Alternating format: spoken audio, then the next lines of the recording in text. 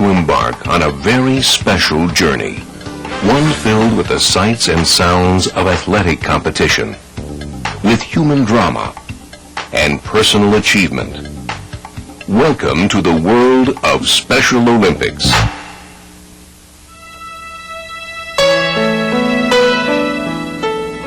The concept of Special Olympics was born in the early 1960s, when Eunice Shriver started a day camp for people with mental retardation. She saw that people with mental retardation were far more capable in sports and physical activities than many experts thought. Special Olympics officially began in 1968. The first World Games took place at Soldier Field in Chicago, Illinois, in the United States. The Special Olympics mission is to provide year-round sports training and athletic competition in a variety of Olympic-type sports for children and adults with mental retardation, giving them continuing opportunities to develop physical fitness, demonstrate courage, experience joy, and participate in a sharing of gifts, skills, and friendship with their families, other Special Olympics athletes, and the community. Let's take a look at some important facts. Special Olympics is endorsed by the International Olympic Committee. 25 Olympic-type summer and winter sports are offered. Special Olympics games and competitions are held at local, national, regional, and world levels. All competitions have similar qualities and characteristics and fulfill the same function. And the participation of families, volunteers, and sponsors is key to the success of the program. In the next few minutes, we'll cover the 4 essential elements of Special Olympics training and competition. Each brief segment is prepared for viewing all at once or at separate times. By the conclusion of this tape, we hope you'll understand the following 4 essential elements that make up a Special Olympics program. Coaches need to be trained properly. Athletes of all abilities need to receive proper training for competitions. All athletes are divisioned for competition by age, gender, and most important, ability. And the essential elements of the Olympic-style competition include the opening ceremonies, adherence to official sports rules, awards presentations, and closing ceremonies.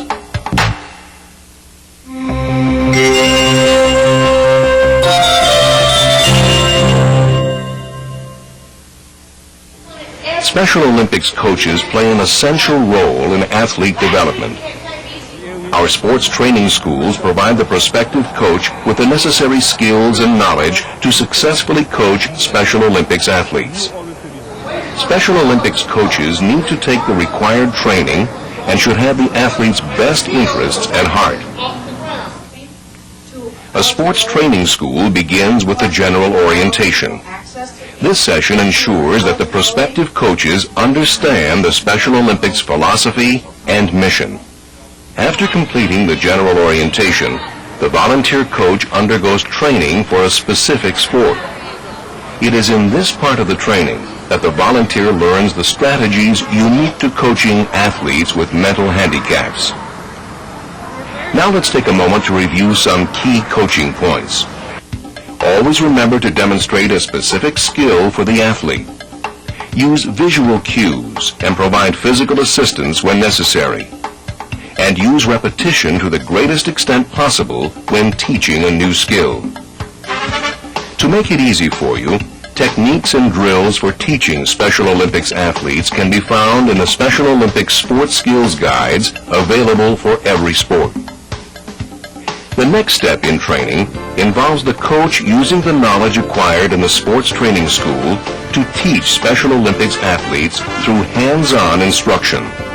And before we leave this part of the program, one final but very important key to successful coaching. It's essential that proper coach-to-athlete ratios are maintained in order to service athletes of all abilities. Always try to have enough coaches on hand to work with smaller groups of athletes during practices.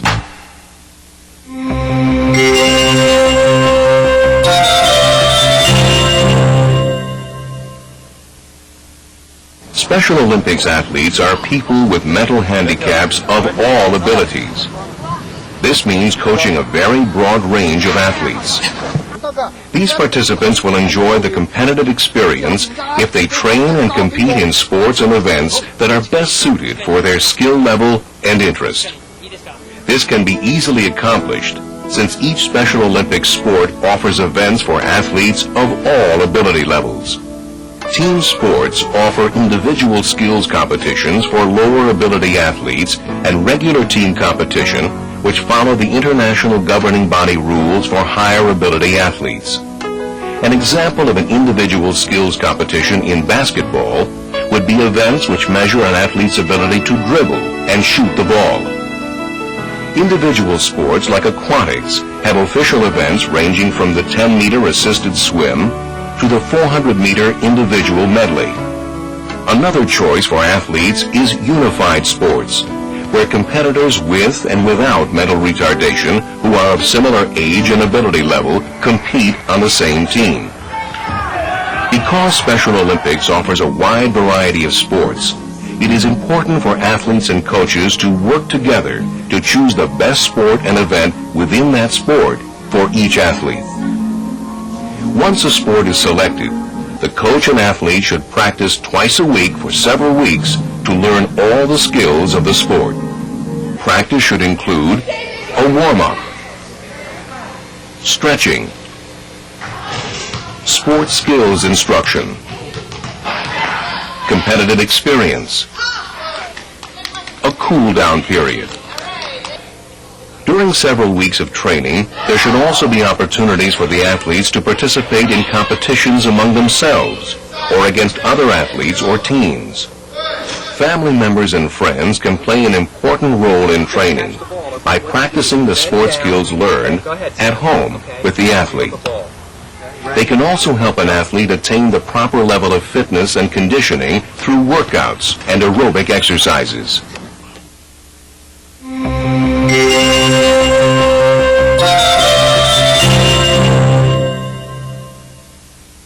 The foundation of Special Olympics is to provide athletes of all ability levels with the opportunity to succeed and have a meaningful experience in sports competition.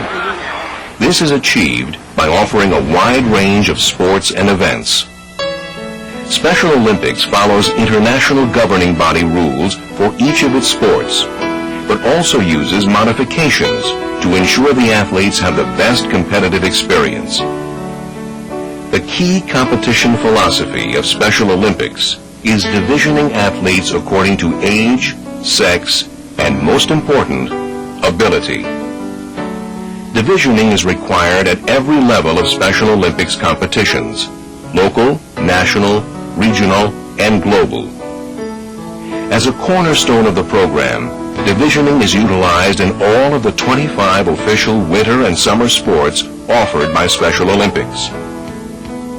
In a competition division, there should not be more than a 15% difference between the time or score of the highest skilled athlete or team and the least skilled athlete or team. Every Special Olympics competition limits divisions to a minimum of 3 and a maximum of 8 athletes, or to 8 teams in the case of team sports. If there are more than 8 competitors or teams within a certain ability range, then a second division should be started. In this competition, for instance, there are 10 athletes entered in the 100-meter event. The preliminary times range from 13.5 to 18.2 seconds. In order to group athletes so that there is no more than a 15% difference, you'll have to divide this group of athletes into 2 heats. In order to create good divisions and equal competition, it's critical for coaches to submit their athletes' best time and score to competition organizers prior to the event. Organizers use these pre-times and scores to create initial divisions.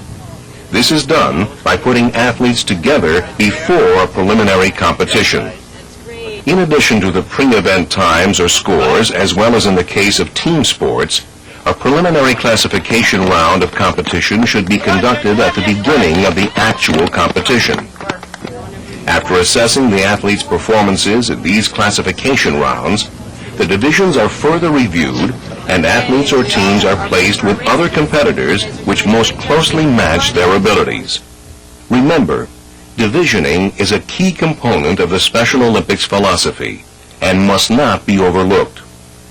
This procedure ensures that at all levels of competition, athletes of every ability level are represented. Now let's take a look at advancing to higher levels of competition. Unlike Olympic qualifying competitions where only the very fastest or best advance, Special Olympics provides athletes of all abilities with an equal opportunity to advance to the next level of competition, such as national, regional, or world games.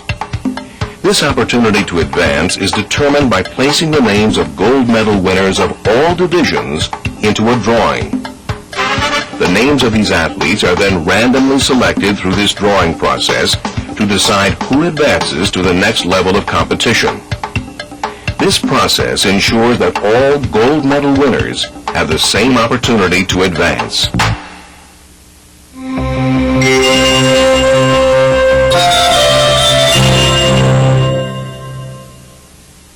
Special Olympics competitions at every level always include the following components: opening ceremonies, competitions, awards presentations, closing ceremonies.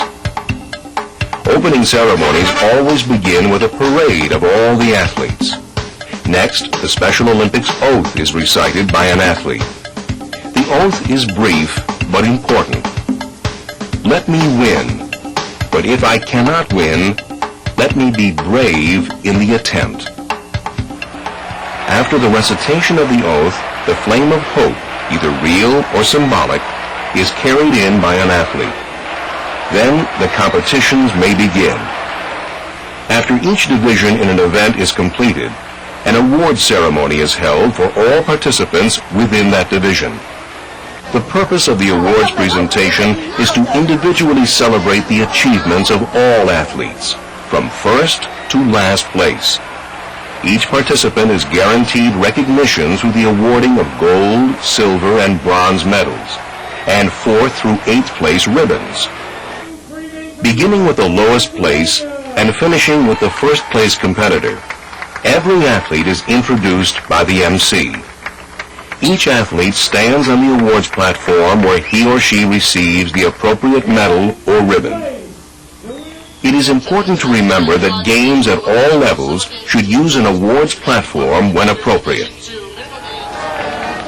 Closing ceremonies involve a gathering by the athletes and coaches into the competition area. This should be followed by a short speech reiterating the Special Olympics mission and declaring the Games officially closed. This message is delivered by a Special Olympics athlete or possibly a celebrity. Finally, the flame of hope is extinguished. Often, games are followed by community celebrations, which may incorporate music, dancing, and the formation of friendship circles. Let's take a moment to review the 4 key elements of a successful Special Olympics program. Coaches need to be trained properly. Athletes of all abilities need to receive proper training for competitions. All athletes are divisioned by age, sex, and most important, ability in preparation for competition. And the essential elements of the Olympic-style competition include the opening ceremonies, adherence to official sports rules, awards presentations, and closing ceremonies. Of course, none of this would be possible without the participation of families, volunteers, and sponsors. They are the keys to a successful Special Olympics program. Good luck in your Special Olympics journey. We hope you enjoy your experience.